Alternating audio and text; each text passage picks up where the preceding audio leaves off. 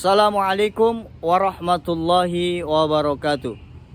Salam sehat, salam sukses, dan salam bahagia untuk seluruh Sobat SR dan para pemirsa dimanapun Anda berada. Berjumpa kembali dengan kami di channel ini, channel Sultan Rahmat Detektif Misteri Gaib. Ingat, yang kami cari adalah sebuah kebenaran, bukan pembenaran. Yang kami buktikan adalah dalil, bukan sekedar berdalih. Yang kami kemukakan adalah argumen, bukan sentimen. Dan pada kesempatan yang berbahagia ini, kami akan terus berbagi pengetahuan kepada Anda tentang dunia metafisika. Dan hari ini kami akan membahas tentang tema malam satu suro. Para sobat dan para pemirsa, kalau kita melihat di kalender nasional kita, tanggal 30 Juli 2022 ini akan terlihat ditandai dengan tanda merah. Dan di sana terdapat sebuah keterangan bahwa tanggal tersebut adalah tahun baru Islam atau tahun baru Hijriah.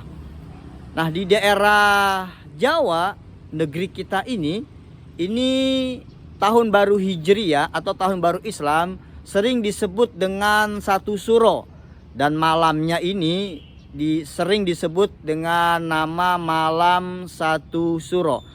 Kalau kita melihat kepada historis di dalam sebutan satu suro atau penanggalan kalender Jawa ini, hal tersebut tidak lepas dari sebuah peristiwa yang dilakukan oleh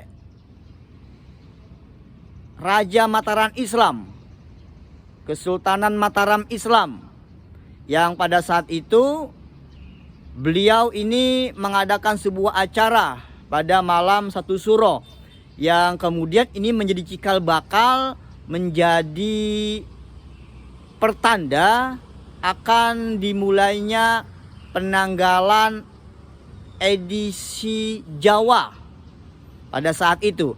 Dan bukan hanya itu saja, ini Sultan Agung Mataram Islam saat itu mengumpulkan massa dalam rangka juga untuk bagaimana menghadapi para penjajah yang saat itu sedang menjajah negeri kita Indonesia, agar membangkitkan semangat para rakyat Indonesia mempertahankan negeri kita yang tercinta ini, tanah air Indonesia.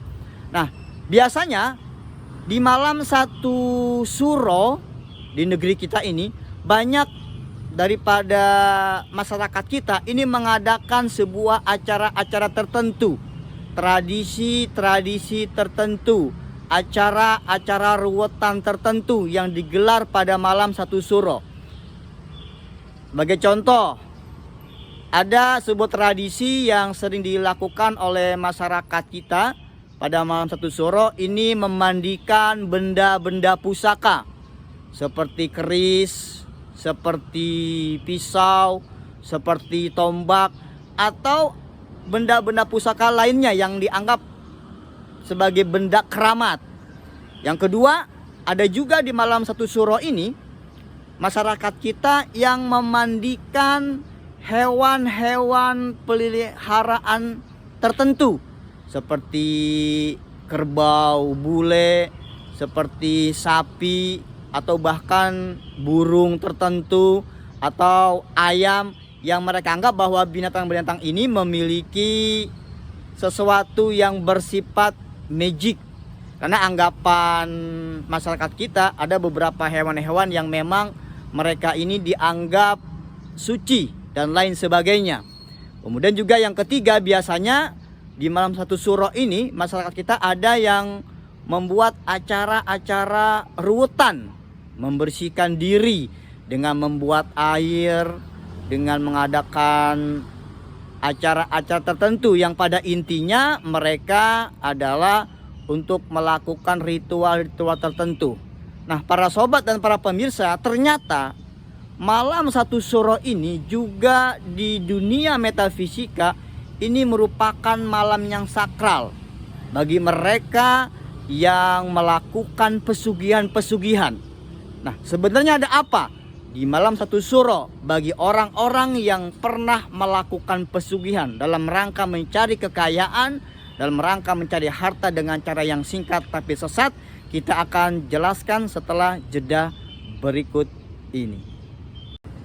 Para pemirsa dan para sobat SR, berjumpa kembali dan kami akan melanjutkan pembahasan tentang keramat malam satu suro.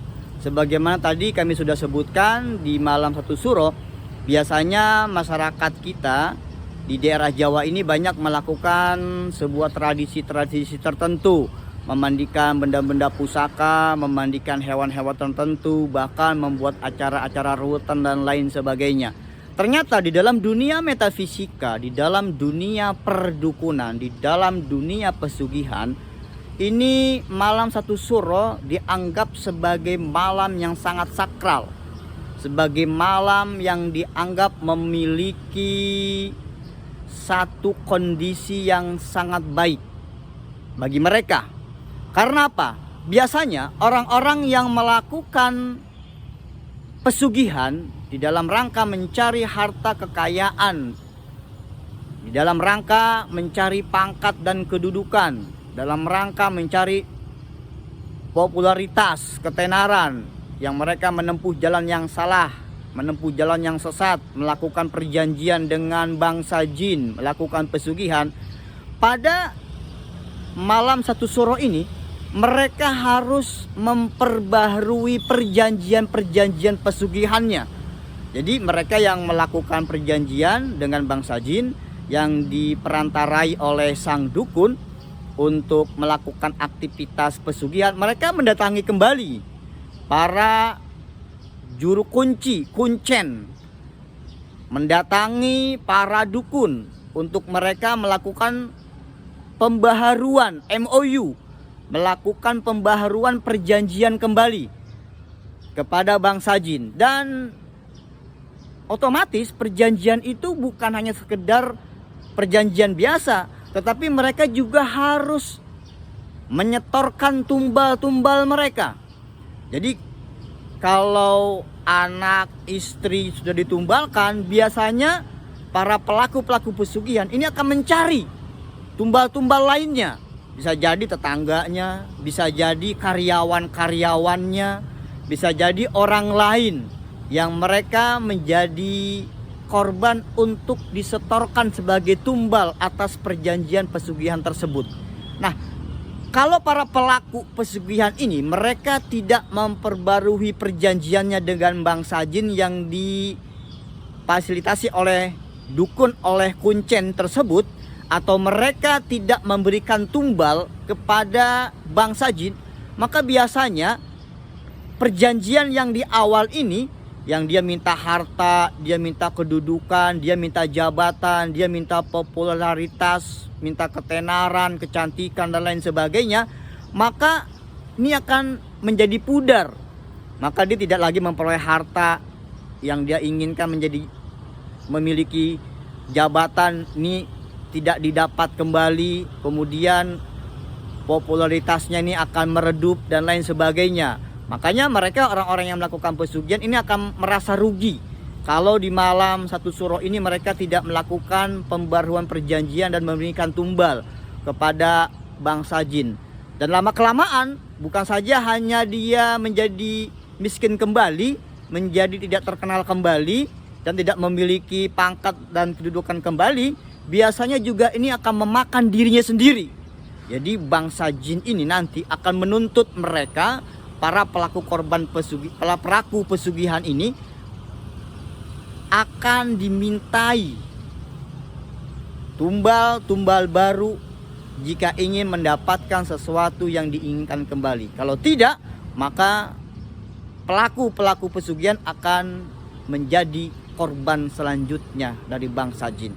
Para sobat dan para pemirsa, ingat, kesesatan itu terjadi bukan hanya saja karena minimnya pengetahuan dalam diri kita, tapi juga karena minimnya iman di dalam diri kita.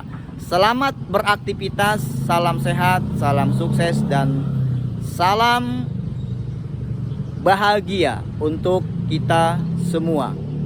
Wassalamualaikum warahmatullahi wabarakatuh.